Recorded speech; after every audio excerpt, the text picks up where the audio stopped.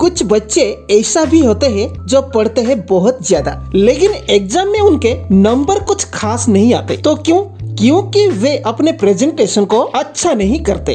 देखो, नॉलेज होना एक बात है, उसको दूसरों के सामने सही तरीके से प्रेजेंट कर पाना ये भी एक दूसरी बात। दोस्तों, बोर्ड एग्जाम शुरू वही होने वाले हैं और इसलिए मुझे लगता है कि इस वीडियो की जरूरत सबसे जरूरी है, क्योंकि आगे बोर्ड एग्जाम है।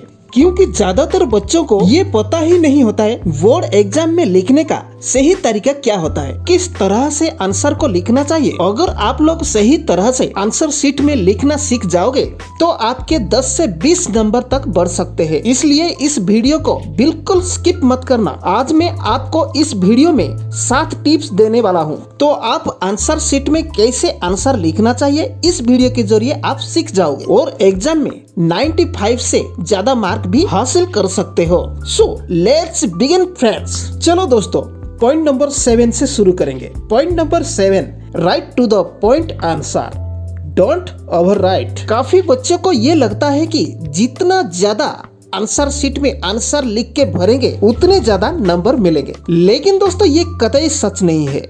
लेकिन examiners board exam answer paper check करते हैं, वो खुद कहते हैं कि ज्यादा बड़ा आंसर लिखने से ज्यादा नंबर नहीं मिलते। अगर आपको किसी क्वेश्चन का आंसर नहीं आता है और आप अपने मन से कुछ भी लिख जाते हो, तो आप जितना बड़ा आंसर भी लिखो, आपका आंसर पेपर भी भर जाए, कोई फायदा नहीं, उसमें आपको कुछ भी मार्क्स नहीं मिलेंगे। इसलिए दोस्तों, क्वेश्चन को सबसे पहले अच्छे से पढ़ो, क्वेश्चन में एग्जैक्टली क्या पूछा गया है उसको समझो, उसी हिसाब से बिल्कुल सटीक आंसर लिखो। फॉर एग्जाम्पल, अगर आपसे क्वेश्चन पूछा गया है कि कबीर दास के 3 दोहे लिखो, तो आपको सिर्फ 3 दोहे ही लिखना है। तो मत बताना कि कबीर दास कौन थे, कबीर दास कहाँ जन्म हुए थे, और दोहे को एक्सप्लेन भी नहीं करना है, क्योंकि क्वेश्चन में वह नहीं कहा गया है।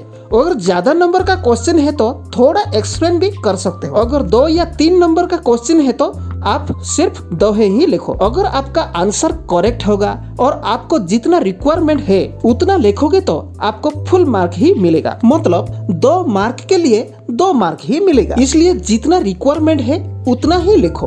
अगर आप ज्यादा लिखोगे तो एग्जामिनर का काम बढ़ जाएगा, जिसके द्वारा आपको जितना मार्क्स मिलना चाहिए था वो नहीं मिलेगा। कभी कभी क्वेश्चन में वर्ड लिमिट भी दिया जाता है, उस वर्ड लिमिट अकॉर्डिंग आप लिख सकते हो, जिसके द्वारा आपका टाइम बच जाएगा और आगे बहुत क्वेश्चन का आंसर दे सकते हो। चलो अब नंबर 6 में है use those extra is minutes wisely. लगभग हर स्कूल बोर्ड ने ये रूल लागू कर दिया कि एग्जाम टाइम शुरू हो जाने से पहले बच्चों को 15 मिनट एक्स्ट्रा दिए जाते हैं, ताकि वो समय में वे अपने क्वेश्चन पेपर को अच्छे से पढ़ें और उन्हें क्वेश्चन का आंसर कैसे लिखना है वे इसका प्लानिंग कर सकें। तो आपको उन 15 मिनट को अच्छे से यूटिलाइज करना है। दोस्तों, ये मत सोचो कि पेपर पढ़ने से कुछ फायदा नहीं होगा। 15 मिनट अगर आपको एक्स्ट्रा दिया गया है तो कुछ सोच समझ कर ही दिया गया होंगे।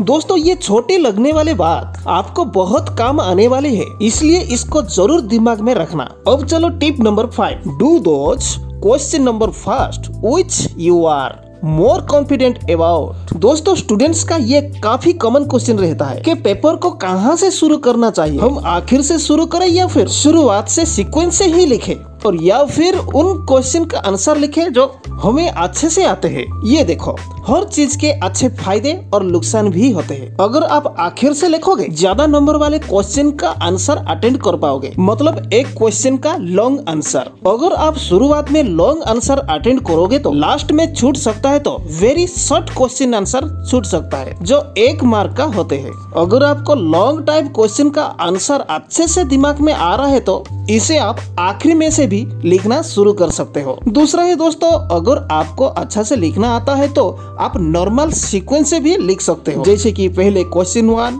क्वेश्चन 2, क्वेश्चन 3, क्वेश्चन 4, इस तरह आगे आगे आप लिख सकते हो। इस तरह आप सीक्वेंस में लिखोगे तो एग्जामिनर को आपका क्वेश्चन आंसर को चेक करने के लिए इजी हो जाता है, जिसके द्वारा शायद उन्होंने आपको 1-2 नंबर ज्यादा दे सकते हैं। दोस्तों, अब आता है पेपर लिखने का तीसरा तरीका। दोस्तों, मुझे सबसे ज्यादा सही लगता है पहले उन क्वेश्चन का आंसर पहले लिखो जो आपको अच्छे से आते हो, फिर चाहे वो किसी भी नंबर का क्वेश्चन हो।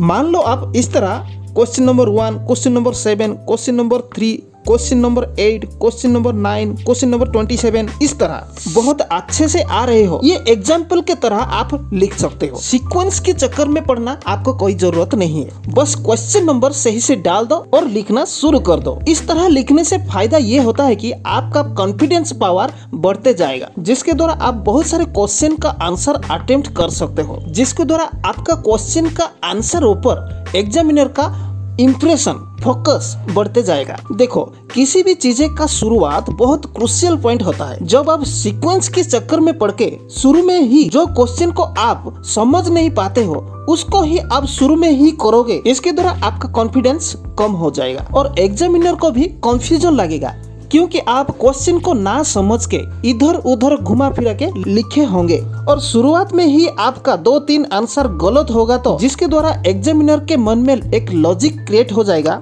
ये स्टूडेंट्स को कुछ नहीं आता है, ऐसे ही घुमा फिरा के लिखता है। जहां आपको मार्क मिलना चाहिए था वह भी आपके हाथ से चला जा सकता है। वही अगर शुरू से आपका आंसर करेक्ट सही होगा, यानी कि शुरुआत में अगर आप बिना घुमा फिरा के सही आंसर जो आता है वो आंसर लिखोगे, तो एग्जामिनर के मन में एक लॉजिक क्रिएट हो जाएगा कि इस स्टूडेंट्स को आता है, जिसके द्वारा 1-2 मार्क और ज्यादा भी आपको मिल सकता है। इसलिए शुरू में आप उन क्वेश्चन को करना चाहिए जो आपको अच्छे से आते हैं, क्योंकि ये क्वेश्चन का आंसर आपको आसान से आता है। इसी कारण आपको सोचना नहीं पड़ेगा और आपका टाइम भी बच जाएगा। इसलिए मैं आपको मेरे अकॉर्डिंग आपको बताना चाहता हूँ कि शुरू में आप वही क्वेश्चन को अटेम्प्ट करो जो क्वेश्चन आपको अच्छा से आता है।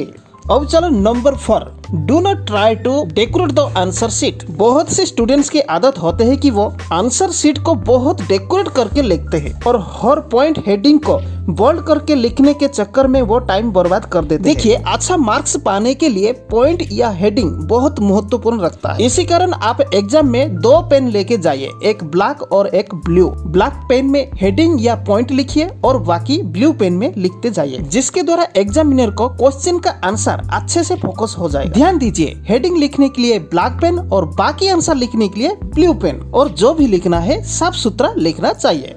अब ये tip number 3, draw the diagram whenever necessary.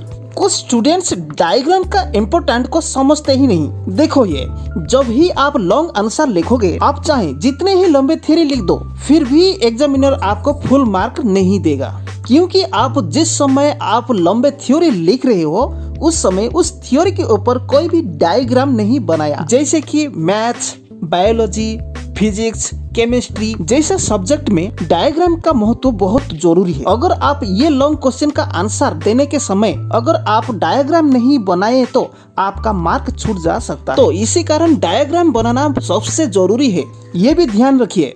Social science में भी मैथ डायग्राम भी बनाना जरूरी होता है, ये भी ध्यान रखिए। अगर 4-5 नंबर का क्वेश्चन है, अगर उसमें कोई डायग्राम, मैप्स, ग्राफ्स कुछ भी बनाया जा सकता है, क्योंकि इस क्वेश्चन का आंसर समझाने के लिए ड्राइंग का महत्वपूर्ण जरूरी होता है। इससे क्या होता है कि एग्जामिनर को समझ में आ जाता है कि ये टॉपिक के ऊपर आपका ज्ञान ज्यादा है। आपका आंसर और डायग्राम सही होगा तो आपको पूरे 100% मार्क मिल सकता है। इसलिए थ्योरी लिखने के साथ साथ डायग्राम भी जरूर बनाओ। अब चलो दोस्तों नंबर 2 में है right your answer point wise. बहुत सारे स्टूडेंट्स क्या करते हैं कि अगर उनको वो क्वेश्चन का आंसर आ रहा है तो वो बस लिखना ही शुरू कर देते हैं और लिखते लिखते जाते हैं, पूरा पेज भर देते हैं। लेकिन ये लिखने का बेस्ट तरीका नहीं है। तो लिखने का बेस्ट तरीका क्या है? पॉइंट वाइज लिखना। पॉइंट वाइज वो कैसा है? क्वेश्चन का आंसर लिखने के समय उन आंसर को आप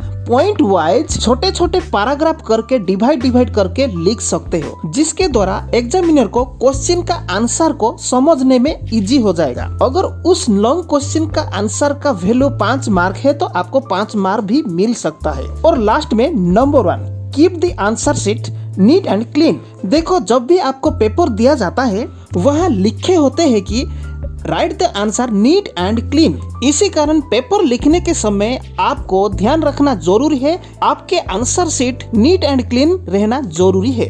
ये ध्यान दीजिए, जरूरी है नहीं कि आप अच्छा ही हैंडराइटिंग लिखो, लेकिन आपको लिखना है कि साफ सुथरा, जैसे कि एग्जामिनर अच्छे से पढ़ पाए। और एक चीजें ध्यान दीजिए, आंसर लिखने के समय ज्यादा कटिंग मत करिए। अगर आप बार बार स्पेलिंग मिस्टेक कर रहे हो और बार बार कटिंग कर रहे हो तो इससे आपका खराब इंप्रेशन पड़ता है। एक दो बार कटिंग हो जाता है तो ठीक है, लेकिन बार बार कटिंग नहीं होना चाहिए। बहुत सारे स्टूडेंट्स आंसर सही तो लिखते हैं, लेकिन बार बार कटिंग करते हैं, जिस वजह से उनके मार्क कम हो जाते हैं। लेकिन आप लोग बिल्कुल मत करो। जब भी आप आंसर लिखते हो, वर्ड्स के बीच में थोड़ा स्पेस रखो। अगर आप ऐसा लिखने के कारण पेज ज्यादा बढ़ जाता है तो बढ़ने दीजिए, लेकिन आपका answer sheet neat and clean ही रहेगा ना। पेपर बढ़ेगा तो क्या जाता है, कोई भी प्रॉब्लम नहीं। आपका answer sheet neat and clean तो रहेगा ना, जो एग्जामिनर को इम्प्रेस करेगा। तो दोस्तों आज का वीडियो इतना ही।